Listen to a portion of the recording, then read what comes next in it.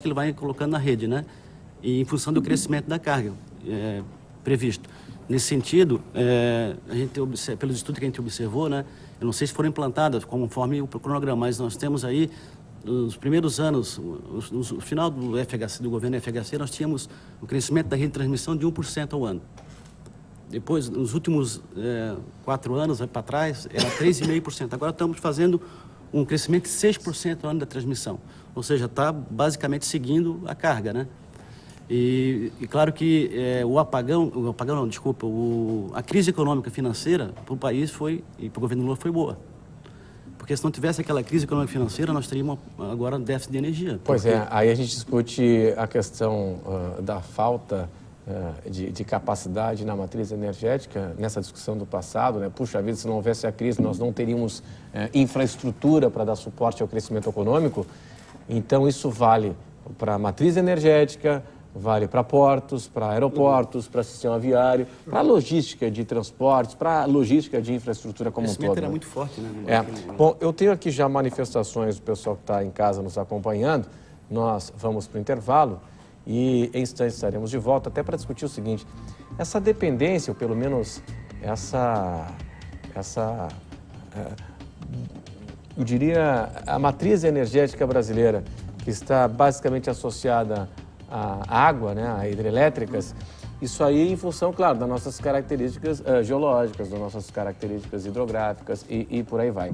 Mas será que não é um momento, até pelo viés ambiental que o mundo está correndo, de ampliarmos os horizontes para a questão da energia eólica, energia solar e por aí vai? A gente vai para o intervalo e volta em instantes. Até já.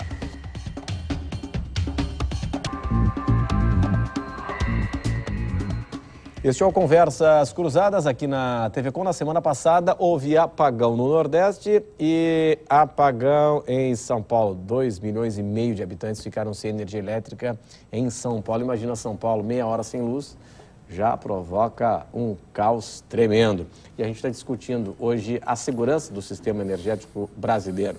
Ao que parece, pelo que a gente estava conversando há pouco, que nós temos uma boa segurança, né? Nós temos um modelo bem interessante.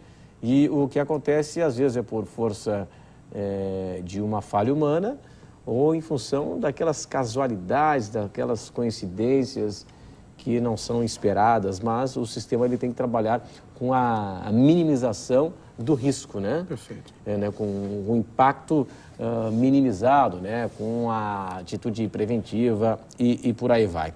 Bom, nós temos um modelo de energia elétrica, engenheiro, muito baseado em hidrelétricas, né? Por quê? Porque aqui tem muita água. Perfeito. Ao contrário do Nordeste, da Europa, enfim, né? Então aqui tem muita água sobrando ainda, né? E aí o que acontece? Mas o mundo está caminhando hoje num viés ambiental, num viés preservacionista, num viés de comportamento ambientalmente responsável e por aí vai. O Brasil está nesse caminho? Sim, sem dúvida. O resultado dos últimos 2 leilões de energia de fonte alternativa realizada pela ANEEL dão provas disso e mostram que o Brasil, de fato, entrou no segmento das fontes alternativas, em especial a energia eólica, e vai galgar passos largos nos próximos 10 anos na implementação de fontes dessa natureza. O país ele tem um potencial eólico extremamente grande, né? Ele supera hoje a capacidade instalada das fontes hídricas existentes no Brasil. Hoje nós estamos falando aí de 110 gigawatts, né? E o país tem condição de implementar em seu território bem mais do que isso. De fato, nós na Eletrosul, desde 2003, nós iniciamos e estamos prospectando projetos de fontes eólicas. Vendemos 90 megawatts no penúltimo leilão da ANEEL e estamos implementando no município de Santana do Livramento, no Rio Grande do Sul. Diversos empreendedores, nacional e estrangeiro, acreditaram nessa política de fontes alternativas do Brasil, né? E hoje é um sucesso.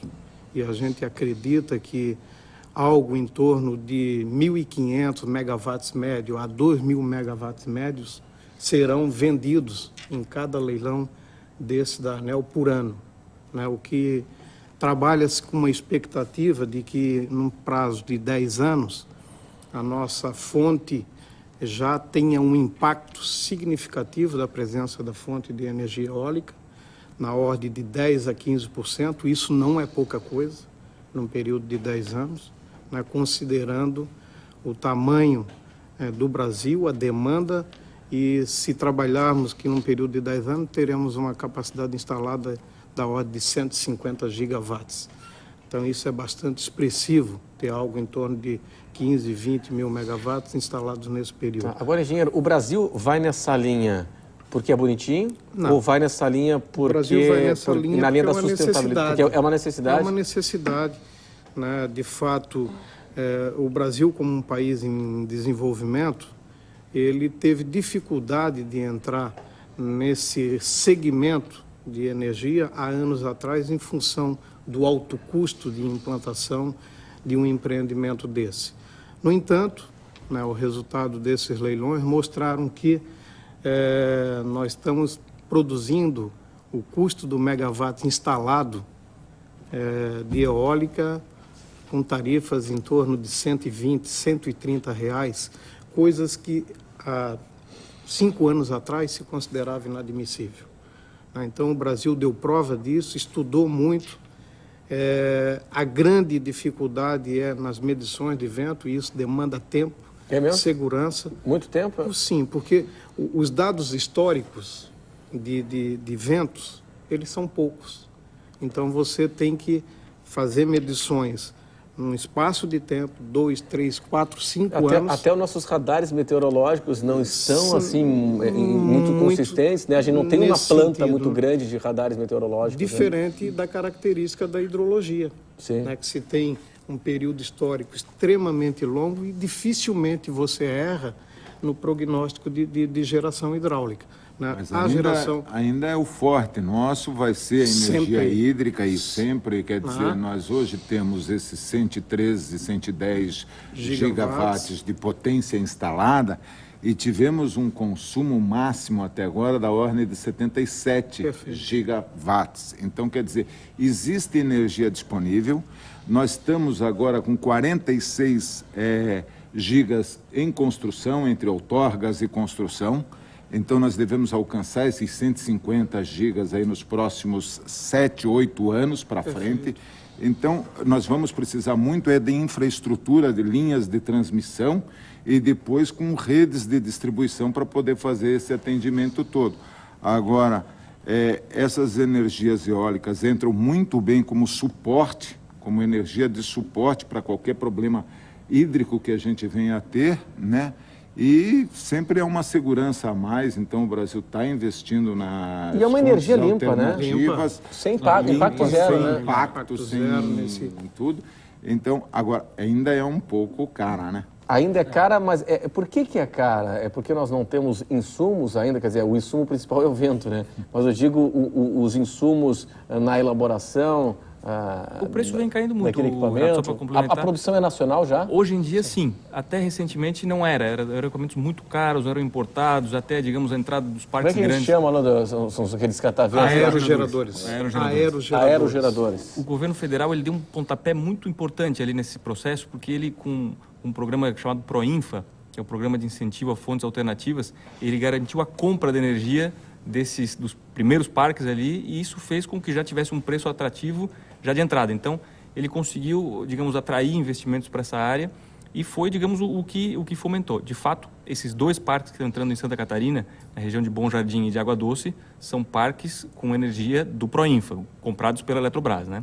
Então, o custo, hoje em dia, digamos, o preço do megawatt da eólica tem caído e tem se tornado, assim, atrativo, né? Bastante atrativo. Escala também, né? Questão de efeito de escala. Perfeito, né? Perfeito. Mas é sempre importante ver a eólica como aquela tecnologia complementar, né? Ela não vai substituir a hidráulica, e à medida que tu tens mais eólica, tu consegue tirar fontes mais caras ou mais poluentes, como as térmicas, por exemplo. Então, o efeito dela é positivo muito nesse aspecto, né? Tu podes, digamos, limpar um pouco a tua matriz. Claro, numa questão secundária, numa via paralela, a gente tem a questão conceitual de mudança de cultura, claro. Da valorização, Perfeito, da nessa linha, ambiental. Isso é muito bacana, né? Desenvolvimento tecnológico. Sem dúvida. Uma cadeia produtiva nessa linha, né? Também, né? É importante também, Renato, aqui comentaram também a questão da geração de Santa Catarina, de 6.000 megawatts e tal, mas que lá não é energia firme, né? É potência instalada, assim como 110.000 é potência instalada. Então não é energia firme, você não pode contar aquela energia o ano inteiro. A questão da sazonalidade das chuvas, né? Sim. Então, quando se fala em eólicas, não só eólica, mas no estudo apontaram que biomassa e pequenas centrais hidrelétricas, elas são complementares à hidroeletricidade.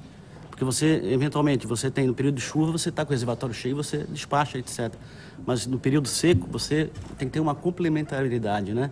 Então, essa questão das pequenas centrais hidrelétricas, geração biomassa, né? Santa Catarina poderia ser resíduos do arroz no sul, poderia ser resíduos da madeira no Planalto, biomassa, já tem uma usina de biomassa lá, da Tractibel.